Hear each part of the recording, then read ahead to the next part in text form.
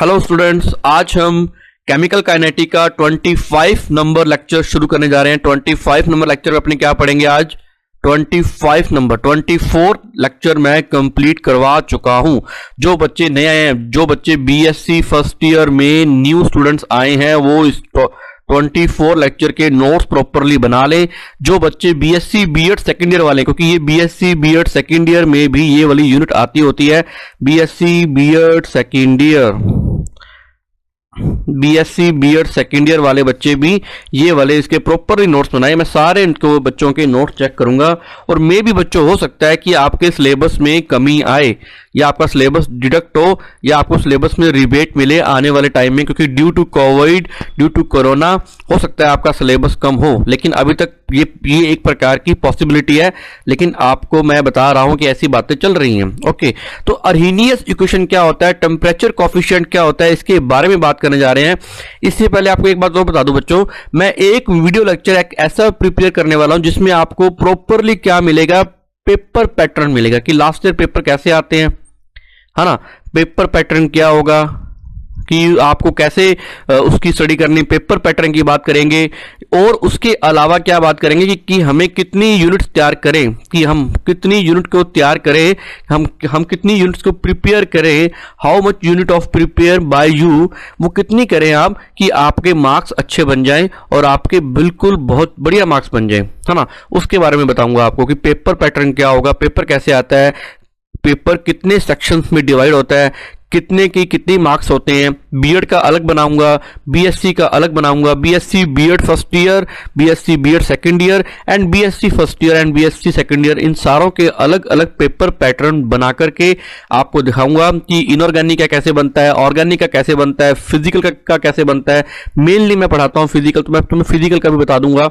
तो अब अपने बात करते हैं, हमने क्या पढ़ा था लास्ट लेक्चर में, अर्हीनियस इक्वेशन को ड्राइव किया था, अर्हीनियस इक्वेशन को सिंप्लीफाई किया था bye the help of logarithm या लॉग के द्वारा हमने इसकी अलग अलग सरलीकरण किया था और अलग अलग समीकरणों का निर्माण किया था, अलग अलग डिफरेंट टाइप्स की इक्वेशंस को हमने निकाला था ताकि हम टेम्परेचर, एक्चुअल में अर्हीनियस इक्वेशन हमें बताती क्या है, व्हाट वी टेल, वो हमें क्या बताती है, वो अर्हीनियस इक्वेशन जो है ना टेम्परेचर डिपेंडेंस के बारे में बात करती है कि टेम्परेचर का क्या इफेक्ट पड़ता है, temperature, the effect of temperature on the rate constant, on the rate of reaction, है ना। अभिक्रिया की दर और दर नियतांक पे क्या फर्क पड़ता है उसके बारे में बात करते हैं, कौन, टेम्परेचर के बारे में। तो अर्हीनियस ने रिलेशन दिया, the relation between temperature dependence and rate constant, कि what is effect of temperature on the rate constant. तो ये एक अर्हीनियस इक्वेशन निकल के आई, ये अर्हीनियस के द्वारा दी गई, इसको बोला गया अर्हीनियस इक्वेशन। कई बार क्या होता है कि एग्जाम के अंदर ना ये 1.5 मार्क्स का कई बार ये वाला क्वेश्चन आ जाता है कि इसको इलेबोरेट करो कि ये कैसे इसको समझाओगे आप, समझे बात को। तो कई बार क्या होता है कि शॉर्ट टाइप क्वेश्चंस में ये वाला क्वेश्चन आ जाता होता है, तो इसको नोट कर लो। ये हालांकि मैं करवा चुका हूं आपको। ये क्वेश्चन का नाम क्या है, k is equal to A E exponential to the power minus E A upon R T. This is Arrhenius equation, Arrhenius समीकरण के नाम से जाना जाता है। इसको बोलते हैं प्री एक्सपोनेंशियल फैक्टर। क्या बोलते हैं इसको? प्री एक्सपोनेंशियल, यानी ये इसके एक्सपोनेंशियल की आगे लगा हो तो उसको बोलते हैं प्री एक्सपोनेंशियल फैक्टर बोला गया, है ना। और ए को एक नाम और बोलते हैं बच्चों, अगर आपको आता है तो बताओ कि ए का मतलब क्या होता है। मैंने आपको करवाया हुआ है, जल्दी बताओ, चैट सेक्शन के अंदर बताओ कि ए का सेकंड नेम क्या है, जल्दी, शाबाश। ए को और भी कुछ कहते हैं, जल्दी, शाबाश। हाँ, इसे अर्हीनियस कांस्टेंट भी कहते हैं, इसे फ्रीक्वेंसी फैक्टर भी कहते हैं। नोट कर लो बच्चों, ये शायद मैंने नहीं लिखवाया आपको। It is known as frequency factor, frequency, FREQUENCY, frequency factor, यानी आवर्ती कारक के नाम से भी जाना जाता है। It is a constant. क्यों इसको फ्रीक्वेंसी फैक्टर क्या बोलते हैं? Because it gives the frequency of collision of reacting molecule. ये हमें ना कोलिजन जो होते हैं ना, कोलिजन, तुम कहो सर कोलिजन क्या होती है? कोलिजन का मतलब होता है टक्कर होना, यानी इफेक्टिवली कोलाइड करना, कोई मॉलिक्यूल जब आपस में कोलाइड करते हैं, दे कोलाइड टू ईच अदर, तब इनके अंदर एक बॉन्ड की फॉर्मेशन होती है, मतलब मॉलिक्यूल की फॉर्मेशन होती है। जब तक ये कोलाइड नहीं करेंगे, वो भी इफेक्टिवली कोलाइड नहीं करेंगे, तब तक इनके बीच में केमिकल रिएक्शन नहीं होगी, रासायनिक अभिक्रिया नहीं होगी। तो वो फ्रीक्वेंसी फैक्टर क्या बताता है? It gives the frequency of collisions of reacting molecules, यानी अणुओं में अभिकारकों की टक्करों की आवृत्ति को बताता है। फ्रीक्वेंसी फैक्टर क्या बताता है? अणुओं के अभिकारकों की टक्करों की आवृत्ति के बारे में बताता है। समझे बात को? जो बातें बोलता हूं उसको नोट करते जाया करो। इसमें EA क्या है? सक्रियण ऊर्जा, it is known as activation energy. RT क्या है? R तो गैस कांस्टेंट है, और T क्या है? टेम्परेचर, जिसको टेम्परेचर कोफिशिएंट भी बोल दिया जाता है। T is the absolute temperature, बिल्कुल एब्सोल्यूट टेम्परेचर। तो अर्हीनियस इक्वेशन हमें टेम्परेचर कोफिशिएंट के बारे में इंफॉर्मेशन देती है कि what is the effect of temperature, कि तापमान का क्या प्रभाव पड़ता है। आज हमारा टॉपिक ये है कि टेम्परेचर डिपेंडेंस एंड अर्हीनियस इक्वेशन, कि टेम्परेचर का क्या डिपेंडेंस है अर्हीनियस इक्वेशन के साथ। अगर हम बात करें तो हम आज जो हमारा टॉपिक बात करें, टॉपिक बहुत छोटा सा है, और ये एग्जाम में लगभग 1.5 या 3 मार्क्स का आता होता है आपके पेपर में, इसलिए मैं इसको अलग से वीडियो बना करके समझा रहा हूं। बिल्कुल छोटा सा टॉपिक है, सिर्फ 15 मिनट का या 20 मिनट का।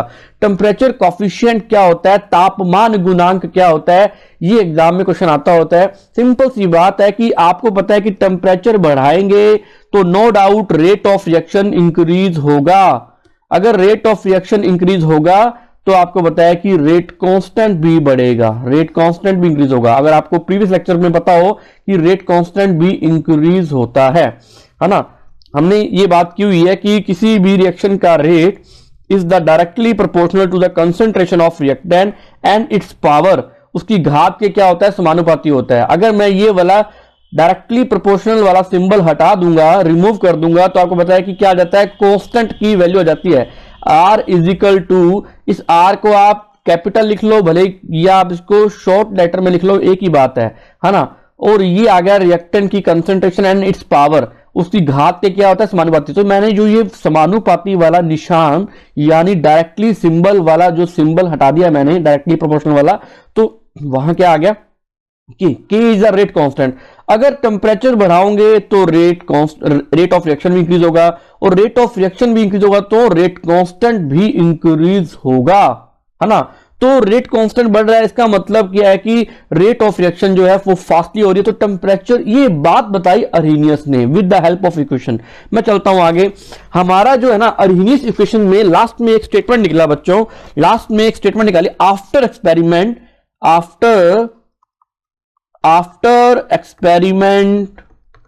we will get a statement, एक कथन दिया गया किसके द्वारा? बाय द अर्हीनियस, है ना। अर्हीनियस के द्वारा एक स्टेटमेंट दी गई। वो स्टेटमेंट क्या है उसके बारे में बात करते हैं। After experiment we have found massive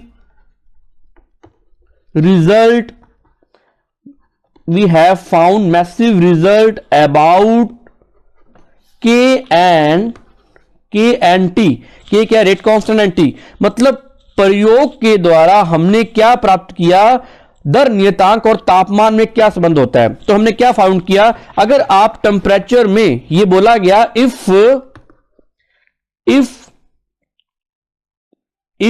यदि आप किसी भी टेम्परेचर के अंदर 10 डिग्री सेल्सियस टेम्परेचर को चेंज करते हो या परिवर्तन लेकर के आते हो 10 डिग्री सेल्सियस, तो उसका रेट कांस्टेंट जो है वो ऑलमोस्ट जो है वो डबल हो जाता है, ऑलमोस्ट डबल या ट्रिपल हो जाता है। लेकिन आप उसको डबल ही बोलोगे, ठीक है ना। डबल यानी 2 गुना, यानी 2 टाइम्स या 2 टाइम्स या 3 टाइम्स हो जाता है, यानी क्या बोलेंगे उसको? 2 गुना या 3 गुना बढ़ जाता है। बात समझे बच्चों?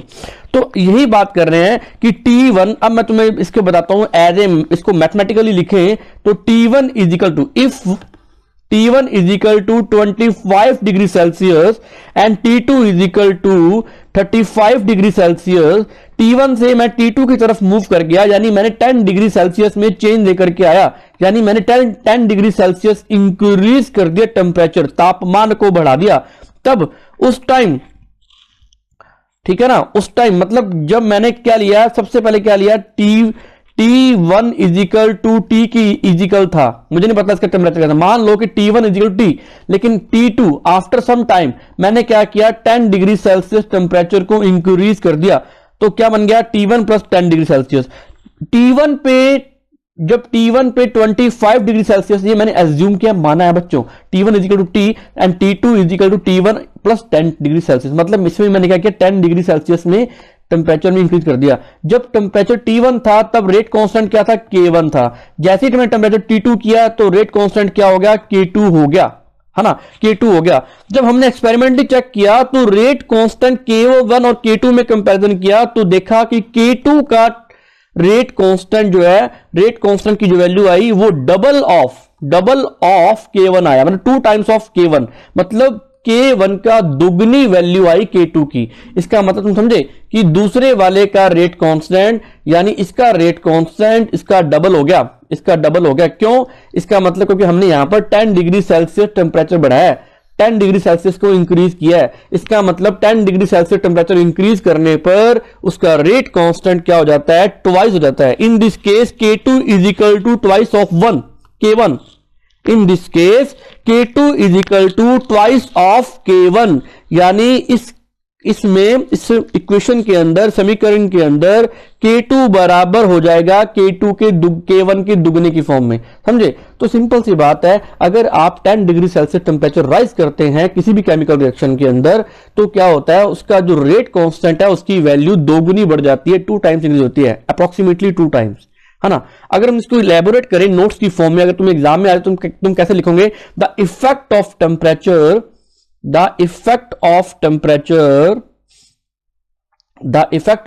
on the rate of a reaction was studied by Arrhenius equation called Arrhenius equation is usually written in the form।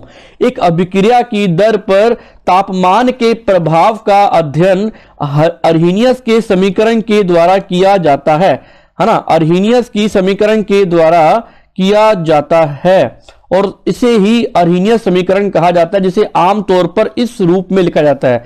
ये देखो, आपको इसके ऐसे नोट करना है। मान लो टॉपिक आ जाए कि टेम्परेचर कोफिशिएंट को समझाओ या टेम्परेचर डिपेंडेंस को एक्सप्लेन करो, तो आपने ऐसे एक्सप्लेन करना है शॉर्ट टाइप क्वेश्चन में। For most types of chemical reaction the rate of reaction increases with the rise of temperature. बिल्कुल सही बात है।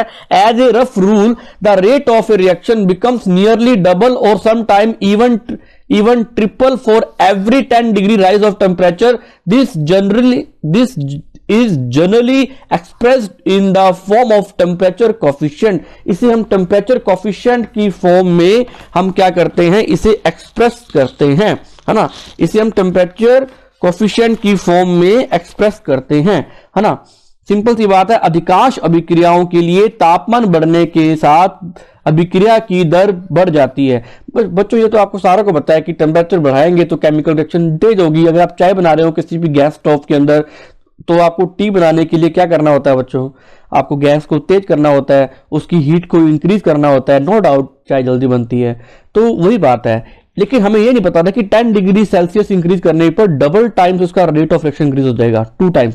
एक सामान्य नियम के अनुसार अभिक्रिया की दर तापमान के लगभग, एक्सपेरिमेंटली चेक किया, 10 डिग्री सेल्सियस वृद्धि के लिए लगभग दोगुनी या कभी कभी तिगुनी भी हो जाती है। आमतौर पर इसको तापमान गुणांक के रूप में व्यक्त किया जाता है। तो आप क्या लिखोगे, हमारा जो फॉर्मूला क्या निकल के आएगा बच्चों, आपने एग्जाम में क्या लिखा है ना, इस फॉर्म में लिखा है ना टेम्परेचर कोएफिशिएंट। तुम कहो बच्चों सर हमें तो ये आता है, तुम कहो कि सर हमें तो आता है ये वाला, बिल्कुल इजी है, लेकिन हमें एग्जाम में नहीं पता होता कि हम कैसे लिखे। तो मैं आपको प्रॉपरली नोट्स प्रोवाइड करवा रहा हूं, प्रॉपरली आपको चीज लिख के बता रहा हूं। टेम्परेचर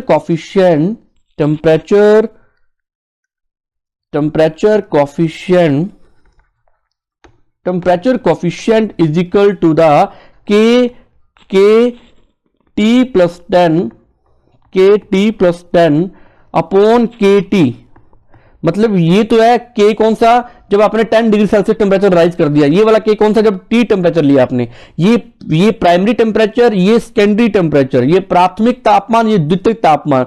जब हमने प्रथम लिया तो उसका KT था। जब KT का मतलब क्या है कि एट T टेम्परेचर पर मैंने KT ले लिया। जब मैंने 10 डिग्री सेल्सियस को इंक्रीज किया तब क्या आ गया, K plus T, KT plus 10 ऐसे आ जाएगा, है ना। तो वो आफ्टर 10 डिग्री सेल्सियस इंक्रीज, तो इसको आपने ऐसे भी लिख सकते हैं, है ना। तो मैंने temperature coefficient is equal to, यानी तापमान गुणांक बराबर ये फॉर्मूला हमारा निकल के आ जाएगा। And is equal to 2 times और 3 टाइम्स, मतलब 2 गुना और 3 गुना इसका जो है वो रेट बढ़ जाएगा। ये टेम्परेचर कोफिशिएंट का हमारा तापमान गुणांक का फॉर्मूला निकल के आया, है ना। ये हमने फॉर्मूला वो लिख लिया। अब यहां पर K1 क्या है आपको पता होना चाहिए। K1 and KT and KT plus 10 क्या है, at the specific reaction at T degree Celsius. ये जो T डिग्री सेल्सियस पर रेट कांस्टेंट है ये वाला, और ये T प्लस 10 डिग्री सेल्सियस पर रेट कांस्टेंट की वैल्यू है। It is really a wonderful observation because the number of collision increase. ये होता क्या है, जब आप टेम्परेचर इंक्रीज करते हो ना, जैसे आप टेम्परेचर बढ़ाते हो तो कोलिजन जो होती है, कोलिजन मतलब टक्करें, कोलिजन जो होती है, कोलाइड जो होता है वो इंक्रीज हो जाता है।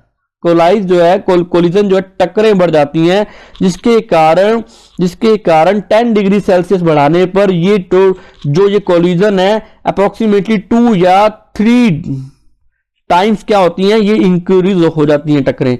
इसलिए इसका वेलोसिटी बढ़ जाती है। वेलोसिटी इंक्रीज होने के कारण, वेग बढ़ने के कारण इनका रेट ऑफ रिएक्शन भी इंक्रीज हो जाता है, और रेट ऑफ रिएक्शन इंक्रीज होने के कारण इनका रेट कांस्टेंट भी इंक्रीज हो जाता है, जो कि अप्रोक्सीमेटली 2 या 3 टाइम्स इंक्रीज होता है, यानी 2 गुना या 3 गुना बढ़ता है। आपको ये वाला फॉर्मूला लिख के आना, बस सिंपल सी बात है। चलें आगे, चलो चलते हैं आगे। कोलिजन थ्योरी भी आएगी, आगे ट्रांजिशन थ्योरी भी आएगी, सारी बातें बताऊंगा, लेकिन आज हम इसी बात को पढ़ते हैं। सिंपल सी बात है, वही मैंने इसको डेफिनेशन को अनदर लैंग्वेज में लिख दिया। For a chemical reaction with the rise in 10 degree Celsius the fraction of molecule having energy equal और ग्रेटर देन एक्टिवेशन एनर्जी। ये देखो सबसे बड़ी बात, ये अनदर लैंग्वेज में मैंने बात लिखी है कि एक्टिवेशन एनर्जी से वैल्यू ज्यादा हो जाती है, किसकी, मैक्सिमम हो जाती है, किसकी, फ्रैक्शन ऑफ मॉलिक्यूल जो पार्टिसिपेट कर रहे हैं। It's doubled and hence reaction is doubled, we may say rate constant is doubled. Simple सी बात है, पता है हमें ये बात को। 10 डिग्री वृद्धि के साथ, 10 डिग्री सेल्सियस में वृद्धि के साथ एक रासायनिक अभिक्रिया के लिए सक्रिय ऊर्जा के बराबर या उससे अधिक ऊर्जा वाले अणुओं का अंश दुगुना हो जाता है। मतलब इफेक्टिवली मॉलिक्यूल ज्यादा पार्टिसिपेट करते हैं। मान लो पहले 2 मॉलिक्यूल्स ही कर रहे थे पार्टिसिपेट, क्योंकि इसके पास इतनी एनर्जी थी कि ये एक्टिवेशन एनर्जी वाले बैरियर को क्रॉस कर पा रहे थे, यानी सक्रिय ऊर्जा वाले अवरोध को पार कर पा रहे थे। लेकिन अब क्या हुआ कि मॉलिक्यूल्स इफेक्टिवली कोलिजन करने लगे। Maximum molecules are participated in collision, इनकी ज्यादा से ज्यादा मॉलिक्यूलों की टक्करें होने लगी। इनके कारण इनकी एनर्जी बढ़ गई, और एनर्जी इंक्रीज होने से इन्होंने इस बैरियर को क्रॉस कर लिया, और ज्यादा इफेक्टिव मॉलिक्यूल, मतलब हमारी प्रोडक्टिविटी इंक्रीज होगी, हमारी प्रोडक्शन बढ़ गई। हमारी फैक्ट्री लगी हुई है तो फैक्ट्री के अंदर उत्पाद बनाने की क्षमता बढ़ गई, समझे बात को। तो दर दोगुनी हो जाती है, यहां हम कह सकते हैं कि दर निरंतर दोगुनी रहती है। चलते हैं आगे। ये बात बच्चों आप लिख के आना एग्जाम के अंदर। ये एक मैथमेटिकली मैंने इसको रिप्रेजेंट करने की कोशिश की है। For delta T, T2 minus T1, T2 is the final temperature and T1 is equal to the initial temperature. If, अब देखो delta T is equal to 10 degree Celsius. If when, जब 10 डिग्री सेल्सियस का difference आता है, T2 minus T1 is equal to 10, it follow that the ratio between K2 at T2 and K1 at T1 will equal to 2 owing to the doubling of the rate constant K2 upon K1 is equal to 2। अगर मैं इसको मैं ऐसे लिखूं तो वही बात निकल के आ गई, द डबल ऑफ K1, समझे बात को। तो इसको नोट कर लो बच्चों, आपको मैथमेटिकली ऐसे रिप्रेजेंट करना है, मतलब कि ये K1 का दुगुना हो जाता है K2, है ना। K1 का तो दुगुना ही हो गया बच्चों, क्योंकि ये तो K2 की वैल्यू आई है 10 degree Celsius, after 10 degree Celsius, यानी T2 टेम्परेचर पर, और ये T1 टेम्परेचर पर, समझे बात को। तो इसीलिए क्या होता है कि टेम्परेचर राइज करने पर 10 डिग्री सेल्सियस टेम्परेचर राइज करने पर rate of reaction rate constant की वैल्यू डबल हो जाती है। बच्चों आपकी स्क्रीन के सामने एक क्वेश्चन आ रहा होगा, फटाफट देखो उसको। The rate of a chemical reaction doubles for every 10 degree Celsius in temperature. बिल्कुल सही बात है, रेट ऑफ रिएक्शन डबल हो जाता है। If the temperature 60 degree Celsius the rate of reaction increase by 60 degree Celsius. तापमान में प्रत्येक 10 डिग्री वृद्धि के लिए एक रासायनिक अभिक्रिया की दर दुगनी हो जाती है। यदि तापमान में 60 डिग्री की वृद्धि होती तो यह अभिक्रिया की दर होगी।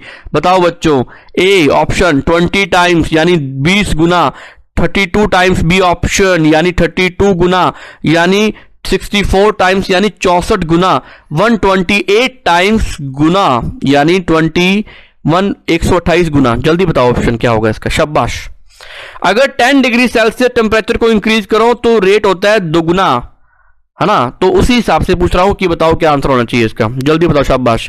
बच्चों सिंपल सी बात है, आप इसका आंसर ढूंढो। मैं आपको सिंपल, जो बच्चे ये वीडियो लेक्चर पहली बार देख रहे हैं, जो पहली बार इससे जुड़े हैं, मैंने सिंपल सी बात बताई है कि एक कॉमन सी बात है, एक हमारी देसी सी बात है कि टेम्परेचर इंक्रीज करने पर हमारा जो अभिक्रिया की दर है वो रेट ऑफ रिएक्शन है वो हमारी इंक्रीज होती है। ये बात बताई अरीनेस ने, और ये बात हमें पहले भी पता था हमारे पूर्वजों को, लेकिन ये नहीं पता था कि कितने डिग्री सेल्सियस टेम्परेचर को इंक्रीज करें कि इतना रेट ऑफ रिएक्शन बढ़ जाएगा। तो ये बात बताई अरीनियस ने by the help of Arrhenius equation. उसने क्या बोला कि 10 डिग्री सेल्सियस टेम्परेचर राइज करने पर रेट ऑफ रिएक्शन जो है, रेट कांस्टेंट की वैल्यू जो है वो डबल हो जाती है, डबल या ट्रिपल हो जाती है कभी कभी। तो वो समझाने की कोशिश की टी। तो मैंने इसको इलेबोरेट किया है। आफ्टर एक्सपेरिमेंट क्या चेक किया कि temperature, if temperature T is equal to 10 degree Celsius change कर दूं मैं तो के जो है इसका रेट कांस्टेंट डबल या ट्रिपल हो जाएगा, 2 या 3 टाइम्स इंक्रीज हो जाएगा, है ना। तो if temperature T1 is equal to 25 degree Celsius, if temperature is equal to T1 is equal to T, if temperature T2 is equal to 35 degree Celsius, if temperature T2 is equal to T1 plus 10 degree Celsius.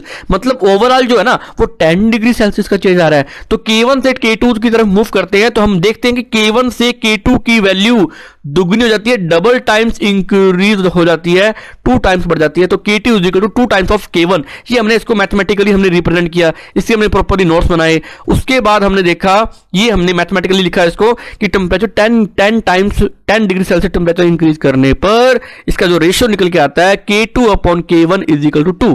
अब आपको मैंने एक पूछा है numerical, एक पूछा आपको सवाल पूछा है, इसका आंसर बताओ बच्चों, शाबाश। मैं आपका वेट कर रहा हूं। आज का लेक्चर अपना इतना ही होगा, फटाफट मुझे इसको रिप्लाई करते जाओ। मैं सारे बच्चों को चेक कर रहा हूं, सारे बच्चे इफेक्टिवली बताओ, बीएससी बीएड सेकेंड ईयर वाले बच्चों, आप सारे बच्चे जब मैं क्लास का टाइम बोलता हूं तो आप क्लास लगाया करो। जब आपको लगे कि आप बिजी हो या कोई काम गए हो तो मुझे इंफॉर्म करो कि सर आज ये काम हो गया इसलिए मैं क्लास नहीं लगा पाई, लेकिन पता होना चाहिए आप क्या कर रहे हो। चाहे क्लास लगाओ जिस टाइम तो मुझे इंफॉर्म करो। बीएससी फर्स्ट ईयर तुम सारे बच्चे रहो क्लास में रेगुलर, क्योंकि आपकी क्लास आज लाइव रखी गई है।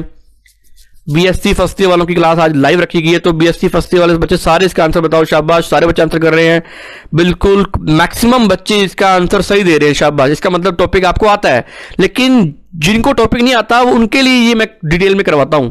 तुम कहो कि सर डिटेल में करवाते हैं, इसका मेन कारण ये है कि आपको कभी भी भूल जाओ, फटाफट वीडियो देखिए और आपको याद हो गया, और ये वीडियो ऑलवेज सेव रहेगी। मैं आने वाले टाइम में न्यू चैप्टर आपको देने वाला हूं, नए कॉन्सेप्ट के साथ और नए अपने इनोवेशन के साथ, शाबाश। हाँ बिल्कुल राइट आंसर, इसका बच्चों ने आंसर दिया है 64 टाइम्स। 64 टाइम्स इसका आंसर होगा। अगर 10 डिग्री सेल्सियस इंक्रीज करें तो क्या हो जाएगा, 2 टाइम्स इंक्रीज होगा। अगर 20 करें तो 20 करें तो क्या होगा, अगर मैं किसी का टेम्परेचर 20 बढ़ाता हूं तो 2 तो बढ़ ही रहा है, तो 2 की पावर 2 यानी 4 हो गया। अगर मैं 30 डिग्री सेल्सियस, इसको मैं सोल्व करवा रहा हूं, अगर 30 डिग्री बढ़ाऊं तो 2 की पावर 3 हो गया यानी 9 टाइम्स हो गया। अगर मैं 40 डिग्री इंक्रीज करूं तो 2 की पावर क्या हो गया, 4 हो गया, यानी क्या हुआ, सॉरी ये तो मैं गलत लिख बैठा, यहां 8 आएगा, 8 हो गया, और यहां पर क्या हो गया, 16 हो गया। अगर मैं बढ़ाऊं 50 डिग्री सेल्सियस तो क्या आ जाएगा, 32 आ जाएगा, यानी 2 की पावर 5 आ जाएगा। अगर मैं 60 डिग्री सेल्सियस इंक्रीज करूं तो 2 की पावर 6 मतलब 64 टाइम्स, यानी 64 गुना, यानी 64 टाइम्स वो टेम्परेचर जो है उसका जो रेट कांस्टेंट है इंक्रीज हो जाएगा इस पर। बच्चों बात को समझे क्या मेरी? अगर मैं 10 डिग्री इंक्रीज करूं तो 2 टाइम्स, अगर 20 करूं तो 4 टाइम्स, यानी 2 की पावर 2। आपको समझ में आ रही है? तो देखो अगर मैं ऐसे बता रहा हूं 10 करोगे तो 2, फिर 10 करोगे फिर 2, तो ओवरऑल 20 पे 4, ऐसे फिर 10 करोगे तो इस तरीके से इंक्रीज हो रहा है ना। 2 इंटू 2 मतलब उसका मल्टीप्लाई हो रहा है, उसकी मल्टीप्लाई में इंक्रीज हो रहा है, तो मैंने उसकी पावर में लगा दिया, तो मैंने उसकी घात पे लगा दिया। अगर आपको सॉल्व करना नहीं आ रहा तो मुझे बताओ फटाफट, सिंपल सी बात है, सिंपल सा एक लॉजिक है, समझे बात को बच्चों? मैं आपको दोबारा बताता हूं, ये देखो अगर 2 टाइम्स आपने अगर 10 डिग्री सेल्सियस टेम्परेचर को इंक्रीज किया तो उसका 2 टाइम्स इंक्रीज होगा। अगर आपने 20 डिग्री सेल्सियस टेम्परेचर इंक्रीज किया तो 2 टू द पावर 2 यानी 4 टाइम। अगर आपने 30 डिग्री सेल्सियस इंक्रीज किया तो 2 द पावर 3 एंड 8 टाइम्स। अगर आपने 40 डिग्री सेल्सियस किया तो 2 to the power 4 and 16 times. अगर आपने 50 डिग्री सेल्सियस किया तो 2 द पावर 5 एंड 32 टाइम्स। अगर आपने 60 डिग्री सेल्सियस टेम्परेचर राइज किया तो 2 to the power 6 and 64 times. ये तरीका होता है निकालने का। बाकी ऑब्जेक्टिव क्वेश्चन आपके आते नहीं है, मैंने इसलिए करवाया ताकि आपको इसका कॉन्सेप्ट बिल्डअप हो जाए। ओके बच्चों, मिलते हैं। कोई डाउट हो तो बताओ चैट सेक्शन के अंदर, फटाफट जल्दी बताओ फटाफट। बाय बच्चों, थैंक यू बच्चों, मिलते हैं कल फिर एक न्यू लेक्चर के साथ, एक नए तरीके के साथ। बाय बच्चों।